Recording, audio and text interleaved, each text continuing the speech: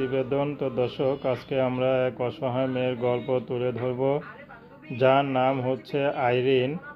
আইরিনের বিয়ে শাদী হয়েছিল, আইরিনের একটি সন্তান আছে।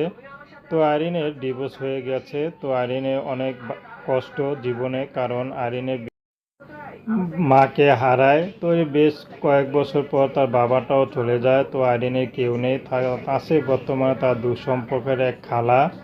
তো আইরিনের ডিভোর্স হওয়ার পর সেই খালার বাসায় ওঠে। তো খালা তো আর সারা জীবন বসিয়ে বসিয়ে খাওয়াবে না। তো আইরিন এই জন্য ইউটিউবে এসেছেন, যদি তার এই দুঃখের মাঝে কোনো মানুষ থাকে, সে মানুষটি যেমনই হোক বিবাহিত, বয়স, তাতে কোনো সমস্যা নেই।